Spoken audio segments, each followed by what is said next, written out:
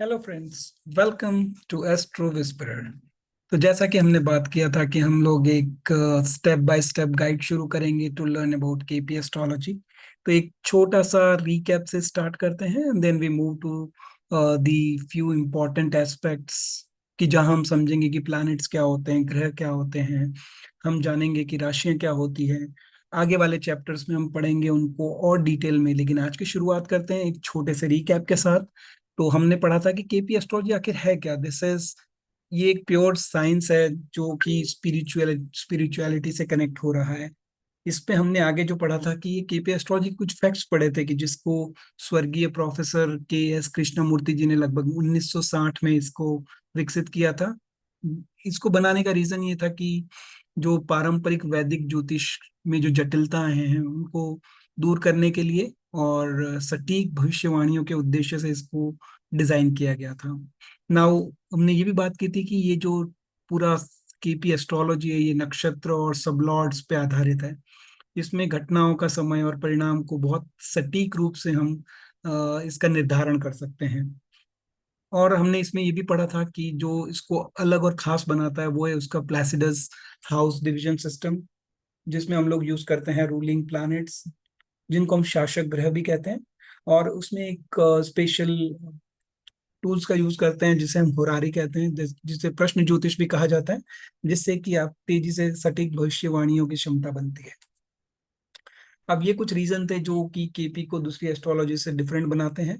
एक, पहला, जो कि सरल और बहुत ही सिंपल भाषा में समझाता है, बहुत लॉजिकल है, घटनाओं का सटीक समय निर्धारण देता है। इसमें कोई जटिल योग नहीं है जो कि वैदिक एस्ट्रोलॉजी में होते हैं।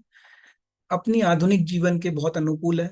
इसमें कोई भी चीज आपको याद या रटने की जरूरत नहीं है, बहुत तेजी से आप इन्हें सीख सकते हैं। तो ये कुछ इम्पोर्टेंट रीजंस है कि कोई भी केपी एस्ट्रोलॉजी को कैसे सीख सकता है, क्यों सीख सकता है, व्हाट आर द रीजंस। आज हम कवर करेंगे बहुत इंपॉर्टेंट एस्पेक्ट जो कि आपको याद रखने हैं अबाउट प्लैनेट्स एंड राशिज, और धीरे धीरे हम उसमें डीप डाइव करेंगे। तो आज की शुरुआत करते हैं हम लोग प्लैनेट्स की डिटेल्स के साथ। तो सबसे पहले हमें ये जानना जरूरी है कि प्लैनेट्स होते कितने हैं। तो आई थिंक ये सबको पता होगा कि मेनली हमारे जो है 7 प्लैनेट्स होते हैं। उसमें दो और छाया ग्रह होते हैं जिन्हें हम राहु और केतु केतु कहते हैं। तो एक सबसे सिंपल तरीका है जो कि आप प्लैनेट्स को याद कर सकते हैं, वो है कि अपने जितने भी देश हैं, जितने भी वार हैं, उनको कनेक्ट कर दीजिए अपने 7 इंपॉर्टेंट प्लैनेट्स के साथ। और जो दो बचते हैं वो हो जाते हैं राहु और केतु। तो अगर मैं रिप्रेजेंट करूं sun, sun is Sunday, moon is Monday, Mars is Tuesday, Mercury Wednesday, Jupiter Thursday, Venus Friday, Saturn Saturday. Rahu को हम लोग रिप्रेजेंट कर सकते हैं ट्यूसडे और सैटरडे के, और Ketu can be represented as Thursday और ट्यूसडे। तो आप इसका एक स्क्रीनशॉट ले लीजिए ताकि आपको ये चीजें याद करें और हम इसको फ्यूचर में रेफर कर पाए। अब हर प्लैनेट कुछ न कुछ अपने कारक तत्व या अपने ट्रेट्स लेके चलता है। जैसे मैं बात करूं कि सन, तो सन को जो कलर रिप्रेजेंट करता है वो ऑरेंज या रेड कलर है। अब हमारे जिंदगी में सन जो है बहुत इंपॉर्टेंट रोल प्ले करता है, क्योंकि ये हमारे जिंदगी का एक पर्पस बताता है। वो हमारी जिंदगी का एक आत्मा है जिसे हम अपनी सोल कहते हैं, राइट। मून है वहीं पे, वो हमारा मन है, हमारे इमोशंस हैं, वो किस तरह से काम करते हैं उन्हें सारा कंट्रोल करता है मून। अब एक एक जब बॉडी बन गई तो उस बॉडी में हमें एक जान भी चाहिए, तो वो जान का काम करता है जुपिटर, जिसको हम लोग एक जीव कहते हैं, एक जीव कारक ग्रह कहते हैं। तो वो एक जीवा की तरह काम करता है। तो जुपिटर हमारा लक भी है, जुपिटर हमारा विजडम भी है, जुपिटर हमारा नॉलेज भी है। अब जब आपके पास एक शरीर बन गया, एक बॉडी आ गई, तो अब उस बॉडी को चलने के लिए एक एनर्जी की जरूरत होती है। तो एनर्जी देने का काम करता है ग्रह मार्स, जिसे हम मंगल कहते हैं। वो रिप्रेजेंट होता है रेड कलर से। हमने मून की बात की तो उसके कलर हैं व्हाइट या सिल्वर। मार्स के जो ट्रेट्स होते हैं, यूजुअली आपकी बॉडी में जो एनर्जी है, जिस तरह के आप एक्शंस ले रहे हैं, जो आपका पैशन है, जो आपका करेज है, ये सब हम लोग मार्स के थ्रू देख सकते हैं। अब जो नेक्स्ट प्लैनेट है वो है हमारा मर्क्यूरी, जिसे हम लोग बुध कहते हैं, जो कि ग्रीन कलर से रिप्रेजेंट होता है। सो बुध, जैसा कि नाम बता रहा है बुध, इट इज अबाउट योर बुद्धि या फिर आपका इंटेलेक्ट। ये भी बताता है कि आपका कम्युनिकेशन कैसा होगा, आपकी पढ़ाई कैसे होगी, आपकी लर्निंग कैसे होगी। This all will be represented by mercury, जो कि बुध। उसके बाद हमने जुपिटर की ऑलरेडी बात कर दी, तो हम लोग मूव टू वीनस, शुक्र ग्रह। अब जब आपके पास एक शरीर आ गया, आपने उसमें अपनी सोल डाल दी, मन लगा दिया, एनर्जी लगा दिया, अब आपको जरूरत पड़ेगी कुछ रिलेशनशिप बिल्ड्स करने के लिए। तो उन रिलेशनशिप को रिप्रेजेंट करता है वीनस। आपकी जिंदगी में लव, ब्यूटी, लग्जरी, रिलेशनशिप, ये सारी चीजें रिप्रेजेंट करता है शुक्र ग्रह, जो कि वीनस है। अब जब हमारे पास सब कुछ आ गया, तो अब हम दुनिया में आए हैं तो कुछ कर्म भी करेंगे। तो हमारे जो कर्मास हैं, हमारे जो काम है, हमारा जो प्रोफेशन है, उसको रिप्रेजेंट करता है शनि, जिसे हम सैटर्न कहते हैं। और इसको रिप्रेजेंट करते हैं हम लोग ब्लैक कलर से, काला कलर। यूजुअली सैटर्न जो है, उसके कारक तत्व हैं, वो बताता है किसी भी चीज में डिले होना, किसी भी चीज का स्लो होना, क्योंकि शनि सबसे स्लो चलने वाला ग्रह है प्लैनेट्स में। तो इसीलिए जहां भी शनि आपको मिलेगा, तो उसके ट्रेट्स यूजुअली होंगे स्लो, डिले। ये बहुत डिसिप्लिन का कारक है, क्योंकि ये कर्मा रिप्रेजेंट करता है। शनि हमारे कर्मास डिफाइन करते हैं, ये एक रिस्पॉन्सिबिलिटी भी दिखाते हैं। अब जो बचे हुए हमारे दो ग्रह हैं, इन्हें हम छाया ग्रह कहेंगे। ये पूरे प्लैनेट्स नहीं है, पूरे ग्रह नहीं है। तो राहु रिप्रेजेंट करता है ब्लू कलर को।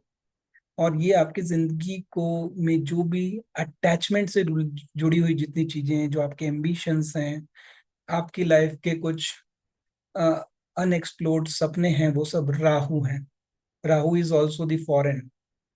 और उसी के अपोजिट केतु है, वो उसको उसे हम ब्राउन कलर से रिप्रेजेंट करते हैं। और वो आपका बताता है कि आपके लाइफ में आप कहाँ कहाँ डिटैच रहेंगे, आप स्पिरिचुअलिटी से कितने कनेक्ट रहेंगे। तो ये एक बहुत हाई लेवल ऑफ कॉन्शियसनेस भी दिखाता है, ये बहुत ही स्पिरिचुअल प्लैनेट है।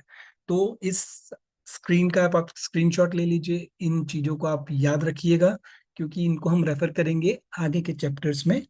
अब हम मूव करेंगे कि राशियां क्या होती हैं। Now जोडिएक science. नाउ जैसे हमारे पास 12 प्लैनेट थे, उसी तरह से हमारे पास 9 प्लैनेट्स थे और 12 राशियां हैं।